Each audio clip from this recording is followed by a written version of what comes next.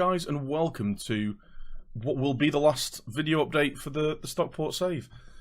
It's been 4 months, it's been 13 years in-game, and we've finally done it. We've completed it. We've completed the save. We've won the Champions League, we've won the Premier League.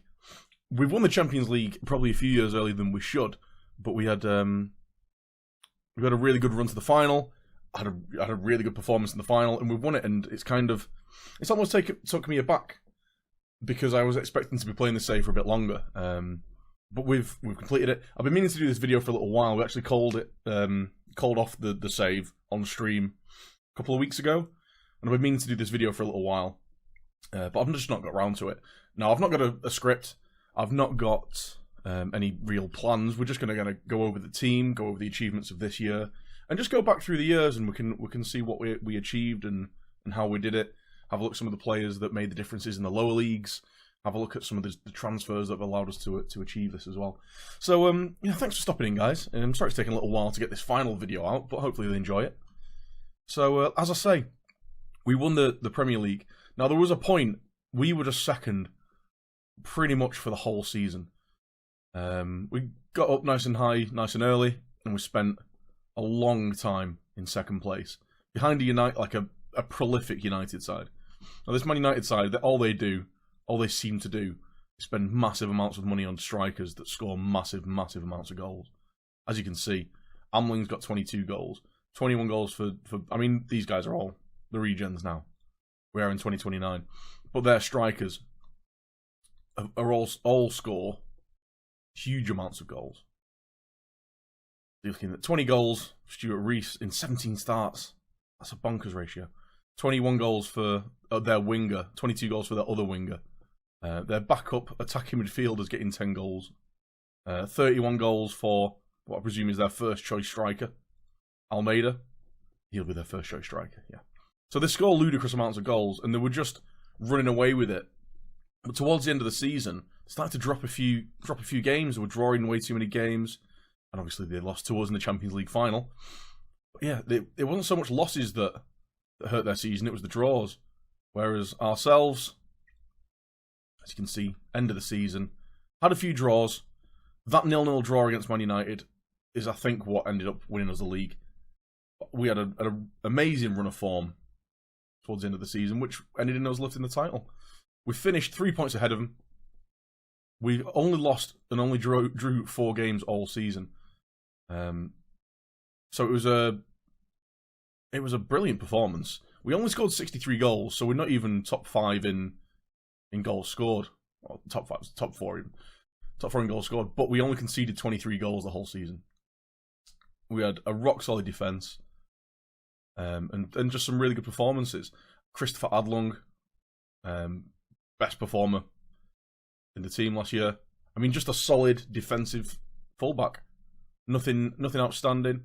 Norman Simpson, a little bit more attacking, but again, just a solid fullback. A lot of our defenders have been performing really well. Russell Yates, Stephen Fosters, Lewis Romain.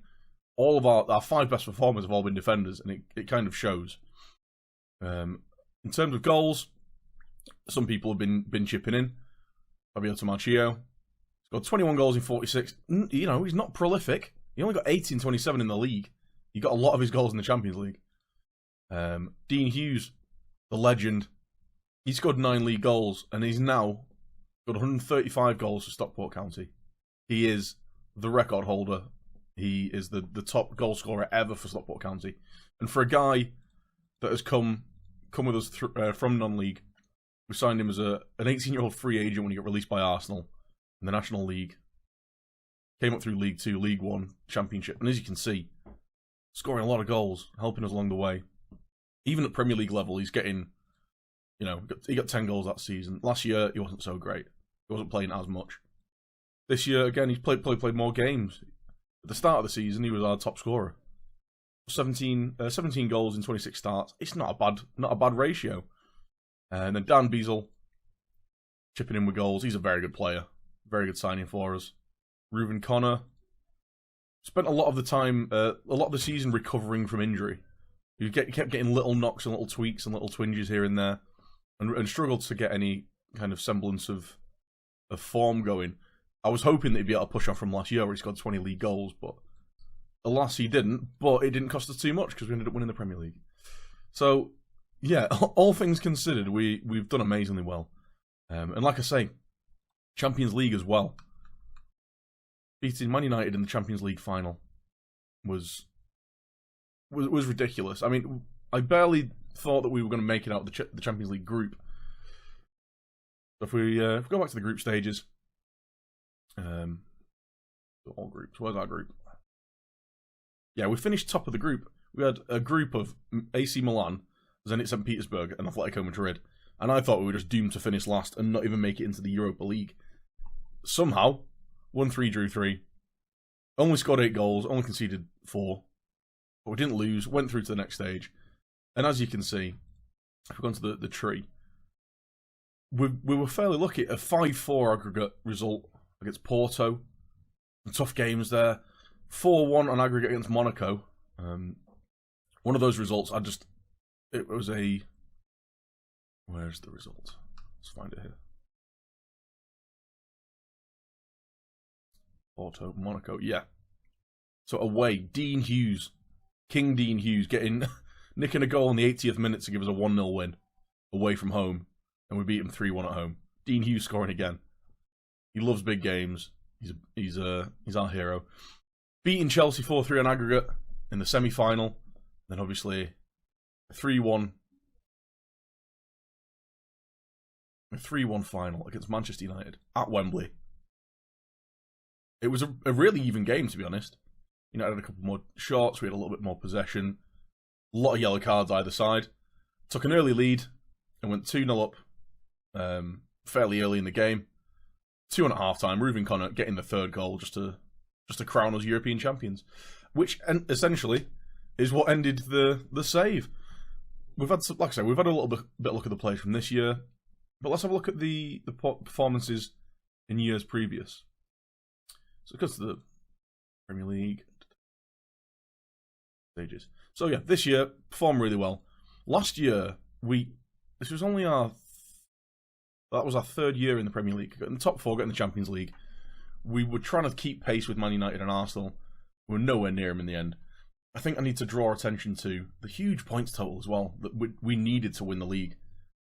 94 points it took to win that league. It only took 83 the year before. Ridiculous amount of points. But again, we played really well. Didn't concede many. Didn't score a huge amount. We do play a counter-attacking 4-4-2 diamond. But again, really solid. And just year on year, just progressing, getting better. This is our first year in the Premier League. Finished 10th. Solid mid-table finish. Positive goal difference. Really good performance. And then just going on from there, just improving. Plus 10 goal difference. 62 points. And then 77 points. And then the big 94. But yeah, previous to that, we were obviously in the Championship.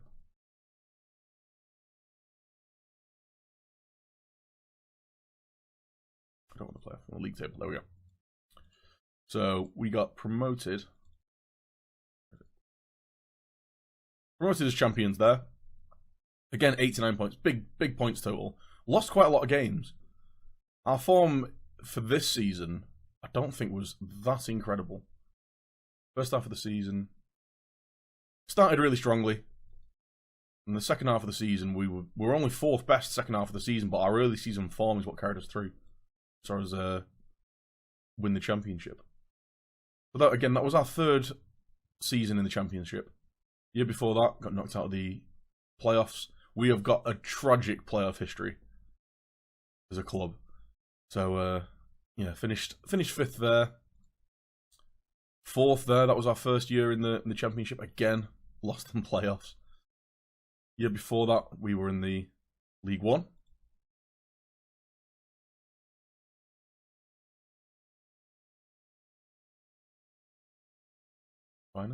Promoted as champions there. Now, this was part of our back-to-back promotion spree. As you can see, we got promoted from the Vanarama National League North. First time of asking. Spent 3 years trying to get out of the National League. Finished 2nd, 4th, 1st. Again, 2 playoff heartbreaks. back-to-back promotions up into the Championship. Took us 3 years to get up into the Premier League. But again, since we've got there, we've just progressed. Been really good. Some great players that we've had at the club along the way. We will have a look at our best 11. If I can remember where they are. Best 11. There we go. So overall, the best 11. Let's just have a look at some of these names. So Nick Townsend.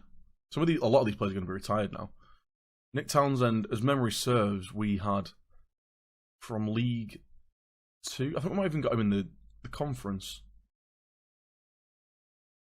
He played 125 games for us.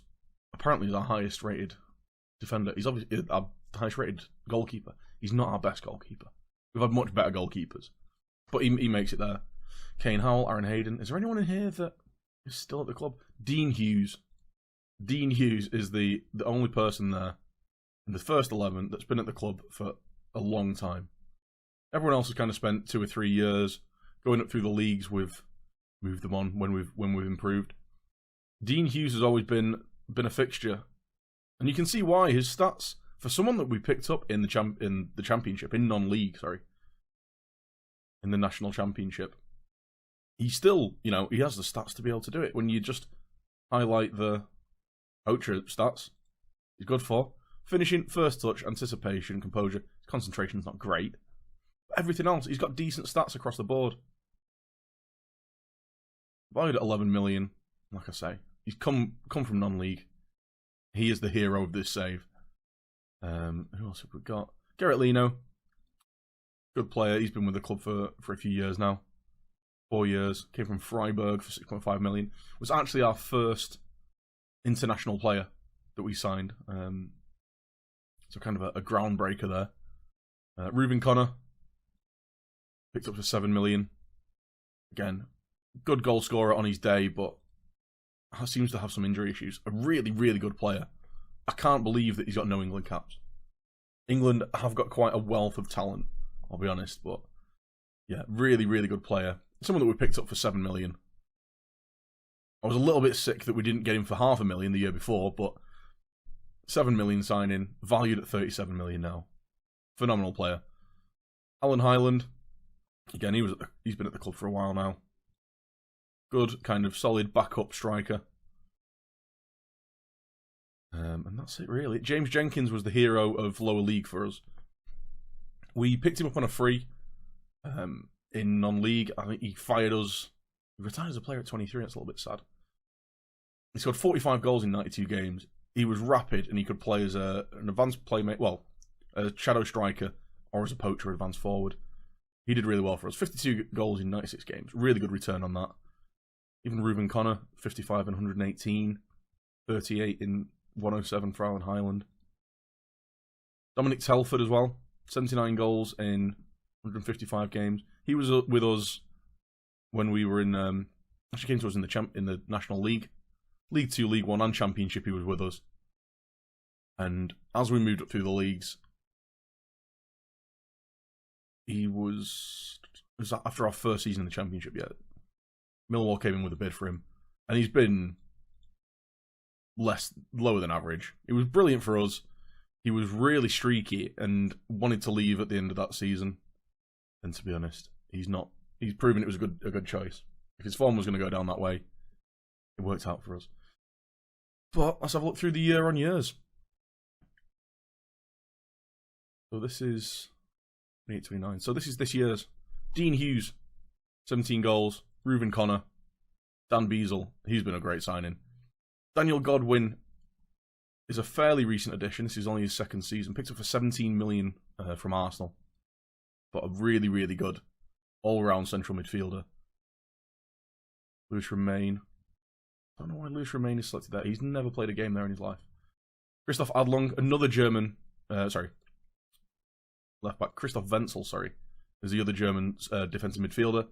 Been with us for a few years. Again, very, very good player. Carlos Torres deserves a shout-out. We picked him up on a free. Oh no, 7.75. Who's the...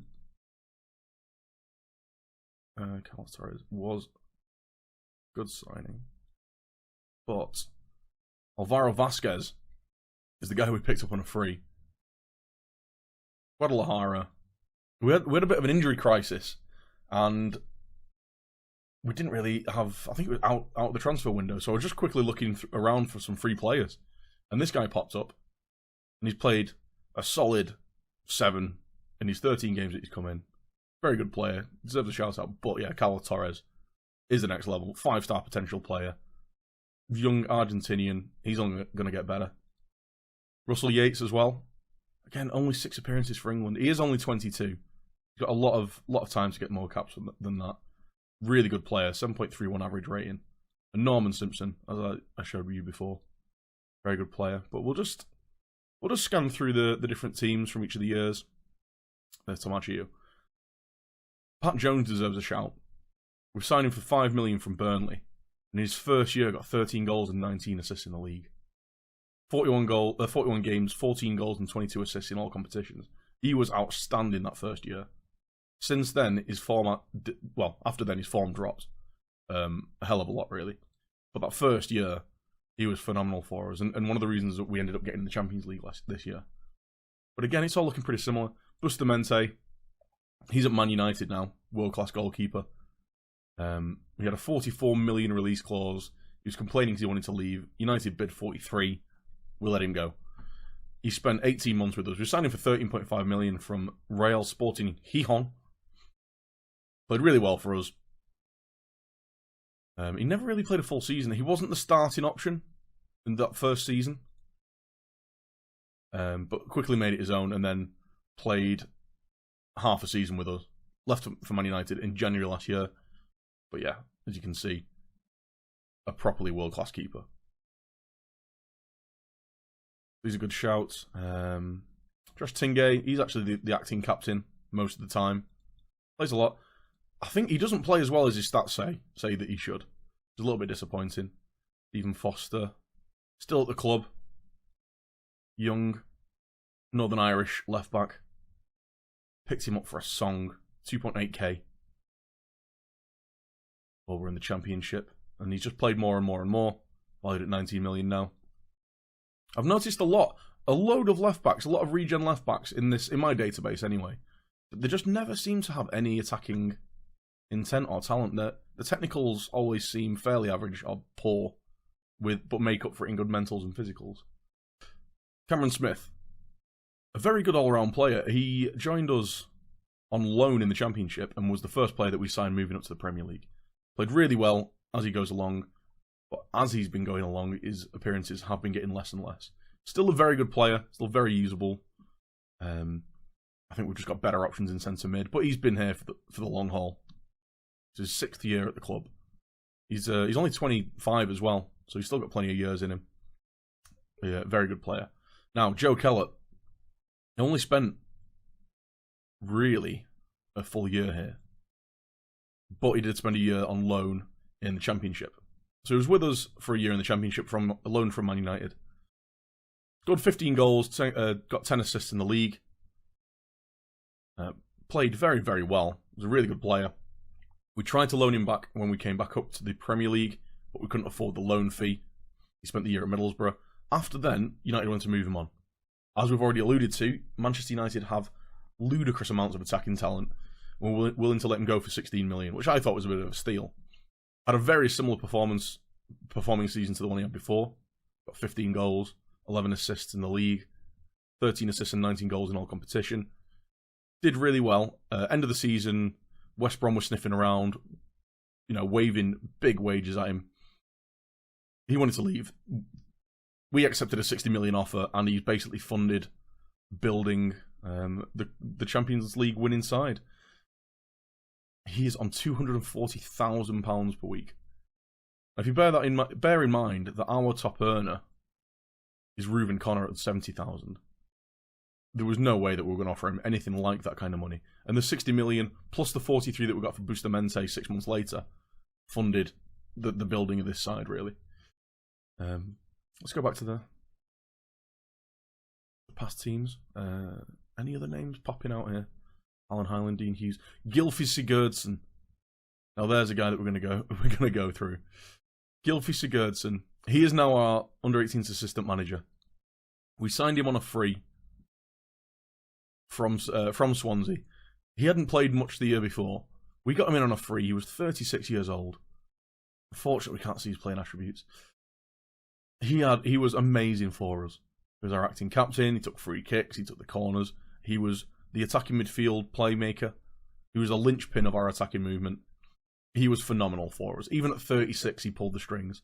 I tried to get him to stay on for another year, and he wouldn't have it. But we have brought him in as our under-18s assistant manager. He's not too bad a coach, actually. He might turn into a decent coach. But I've got a long-standing love for Gylfi Sigurdsson.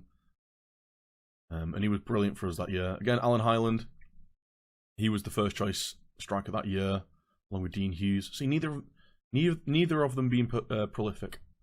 That was our first year in the Premier League as well. Some other good players knocking around there. Eddie Knox has moved on since. As you can see, a lot of these players are very much Wayne Anderson, like championship level, if not below. A lot of these are our first choice players. Jordan Pickford, and a 33-year-old Jordan Pickford at that point, was a really good signing for us when we needed a solid Premier League goalkeeper. Played really well, but yeah, that was our first Premier League side. Again, our championship promotion side. There's Joe Keller. Gavin Denise. Gavin Denise was with us for quite a while. 5 years. Always a solid performer. Joined us in League One. Left us when we got to left us in the Premier League, basically. Didn't really play that much after that. But again, very good performer. His stats are dropping now. He's 33. He was better than that, I assure you. Carl King. Again, he's still at the club. Picked him up for $2 million. He was our record signing at the time. Played really well. Generally getting above or around a 7. He's recently gone out on loan to Rangers, where he stunk the place out.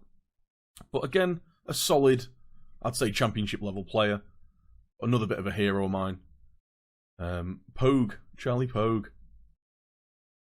The sale of him and a couple of other players actually let us fund the teams that brought us up. But Charlie Pogue was one of them. There was Scully as well. When we were down in League 2 and League 1, we signed him for 50k from Northern Ireland and 3 million to Preston North End around that time. That funded so many players for our promotion bids and getting set in the championship and all that kind of stuff. He actually came back for a year. We signed him for 5 million. He didn't play very well. He was okay. He was most definitely our 4th choice centre-back. We let him go a year later. We lost some money on him, but it was nice. It was nostalgic. It was nice to bring him back. Go back to where we were. So Luke Bolton, again. Another good striker. That only spent a year with us. Picked him up on a free. Scored quite a few goals. Wasn't prolific. None of our strikers are terribly prolific. Dean Hughes scoring 16 in 44 there. The Booty, Regan Booty, still going. He was a good signing for us when we first got to the championship. As well, we had lost there. Joshua Emmanuel. Now we signed him as our first choice right back, thinking with the stats that he had at the time. Bear in mind, the stats that he had really stacked up, and we thought it was going to be amazing. He was awful for us for the first half of the season that he played. Literally like 6.5s or less, pretty much every game, making a lot of mistakes.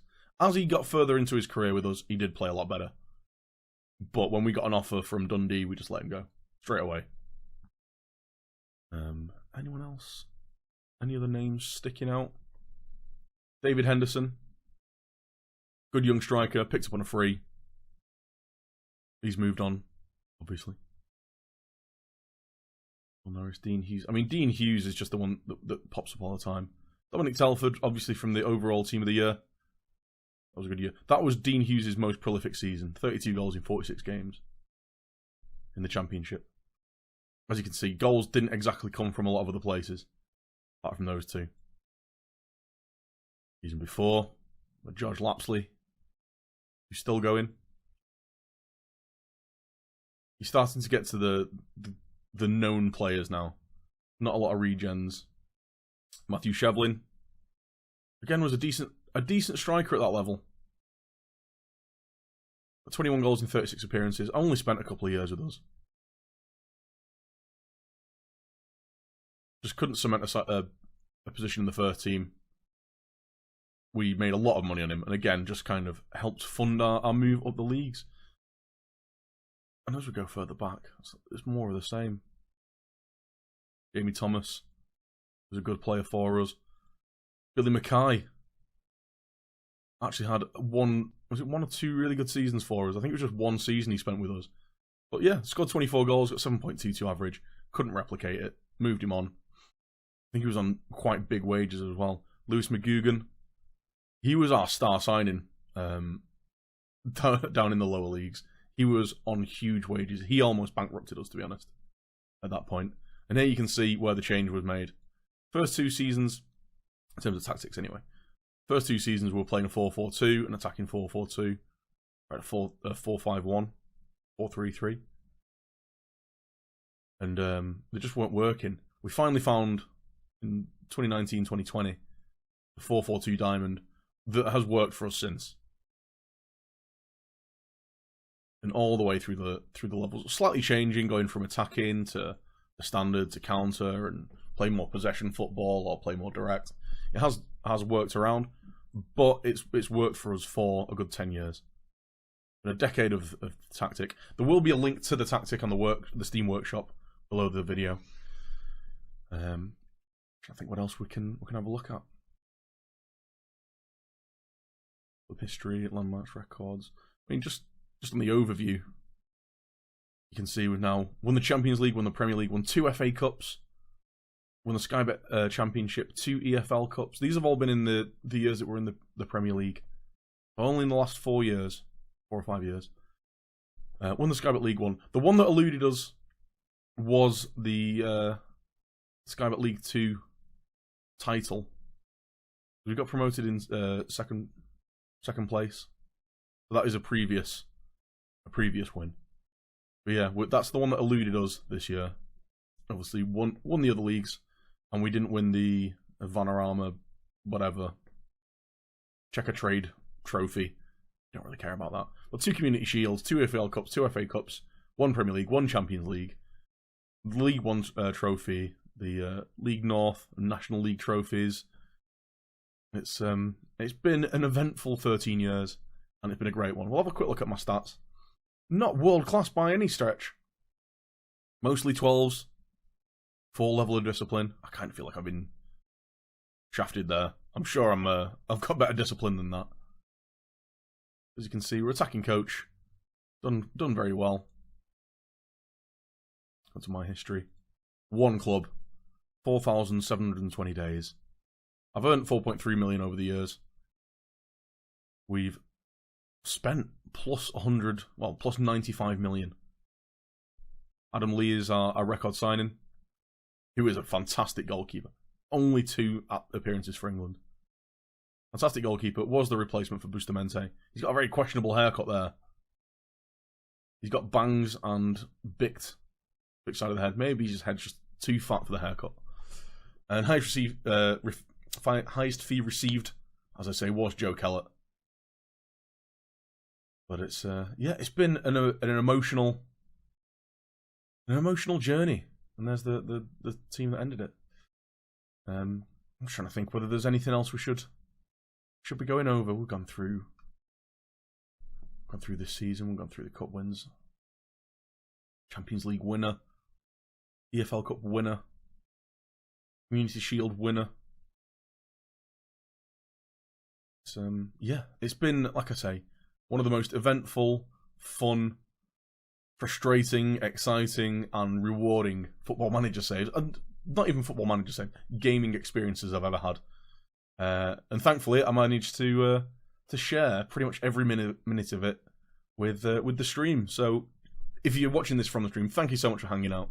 It was a special experience, and it did end too soon. I almost feel it ended a year or 2 before it should have done, but we achieved what we set out to do.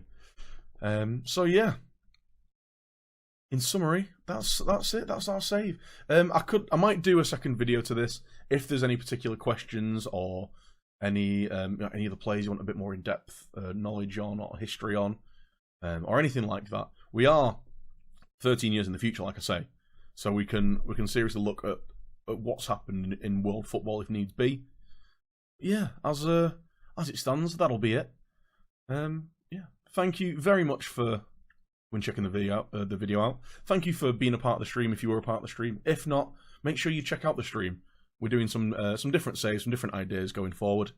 So it'd be nice to see some of you there. As always, make sure you follow me on Twitter. Make sure you join the Discord. Be a part of the community. But yeah, to sign off, thank you very much. And I'll see you again. Peace out.